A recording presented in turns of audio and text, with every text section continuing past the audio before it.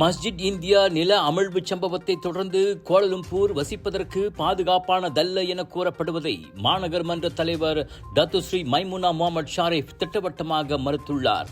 சமூக ஊடகங்களில் பரப்பப்படும் அத்தகைய குற்றச்சாட்டுகள் அடிப்படையற்றவை என்றார் அவர். கோலாலம்பூரை நாம் கட்டியெழுப்பியது இன்று நேற்றல்ல. இத்தனை காலமும் அது அனைவருக்கும் பாதுகாப்பானதாகத்தான் இருந்து வந்துள்ளது.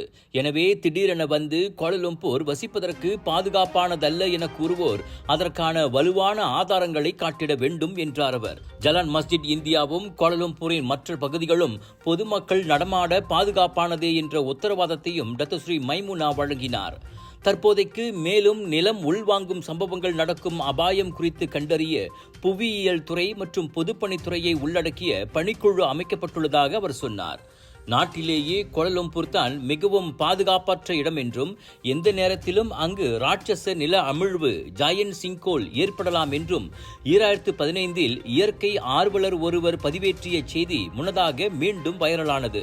கோலாலம்பூரின் அடித்தளம் 40 முதல் 60 விழுக்காடு சுண்ணாம்பு கற்களால் ஆனதென்றும் இடைவிடாத மேம்பாட்டு திட்டங்களாலும் ஒழுங்கற்ற வடிகால் அமைப்புகளாலும் அந்த ஜாயன்ட் சிங்கோல் சீக்கிரமே நிகழக்கூடும் என்றும் அந்த வைரல் செய்தியில் கூறப்பட்டிருந்தது.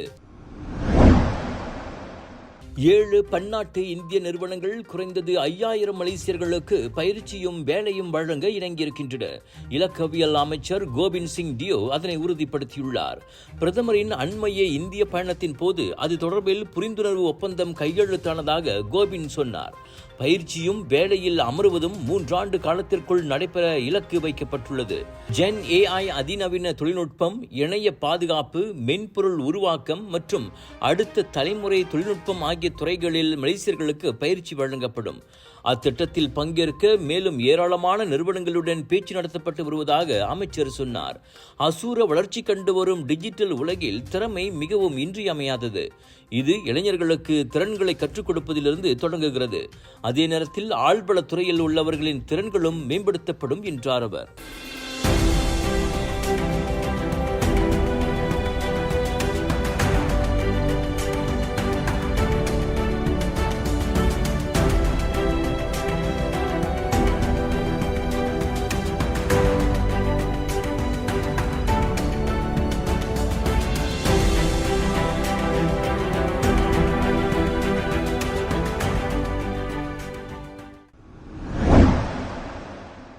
அரச மலேசிய கடற்படைக்கு சொந்தமான பெண்டேக்கார் அரச கப்பல் ஜோஹர் தஞ்சோங் பென்யூசுப் கடலில் முழுவதுமாக மூழ்கியுள்ளது. எனினும் கடல் மார்க்க அதிகாரிகள் விரைந்து செயல்பட்டு கப்பலில் இருந்த 39 பணியாளர்களையும் காப்பாற்றினர். அவர்கள் தற்போது KD சுல்தான் இஸ்மாயில் கப்பலில் பாதுகாப்பாக உள்ளனர். யாருக்கும் காயம் ஏதும் ஏற்படவில்லை என TLDM அறிக்கையில் தெரிவித்தது. சம்பவ இடத்தில் நிலவரங்களை அணுக்கமாக கண்காணிக்க ஏதுவாக TLDM கப்பல்கள் தயார் நிலையில் வைக்கப்பட்டுள்ளன. முன்னதாக நடுக்கடலில் பணியில் ஈடுபட்டிருந்த போது நீருக்கடியில் ஏதோ ஒரு பொருளுடன் மோதி கப்பலில் ஓட்டை விழுந்தது.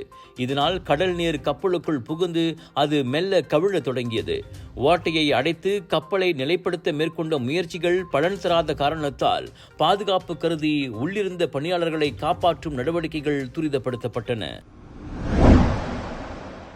நெகிரி செம்பிலான் கம்மாஸில் உள்ள கட்டுமான தளம் ஒன்றில் பழங்காலத்து குண்டு ஒன்று கண்டுபிடிக்கப்பட்டது. சம்பவ இடம் ஜலான் பாசிர் பசார் ஜலாயில் நிறுவனம் ஒன்று ஓராண்டாக மேற்கொண்டு வரும் கட்டுமான திட்ட பகுதியாகும். கட்டுமான தளத்தை சமப்படுத்துவதற்காக மண்ணை தோண்டிய போது அன்எக்ஸ்ப்ளோர்டட் ஆர்டினன்ஸ் UXO ரக வெடிபொருளை தோட்ட பணியாளர் ஒருவர் கண்டெடுத்து தகவல் கொடுத்தார். இதையடுத்து வெடிகுண்டு செயலிழப்பு குழு சம்பவ இடம் வரவழைக்கப்பட்டு யாருக்கும் காயம் ஏற்படாத வகையில் குண்டு அழிக்கப்பட்டதாக தம்பின் போலீஸ் கூறியது. வெடிபொருள் எஞ்சி இருக்காமல் இருப்பதை உறுதி செய்யும் பொருட்டு குண்டு அழிக்கப்பட்ட இடம் முழுவதுமாக சுத்தம் செய்யப்பட்டது. அழிக்கப்பட்ட குண்டு ஆகாயத்திலிருந்து பாய்ச்சப்படும் வகையைச் சேர்ந்த பழங்காலத்து குண்டு என விசாரணையில் கண்டறியப்பட்டது. ஸ்லாங்கோர் கிள்ளான் பண்டார் புக்கிட் திங்கியில் வெள்ளிக்கிழமை அதிகாலை மர்ம நபர் துப்பாக்கியால் சுட்டதில் ஓர் ஆடவர் காயமுற்றார். லெபோ பத்து நீலாம் சாலையில் உள்ள உணவகம் ஒன்றில் அதிகாலை 2:15 மணியளவில் அச்சம்பவம் நிகழ்ந்தது.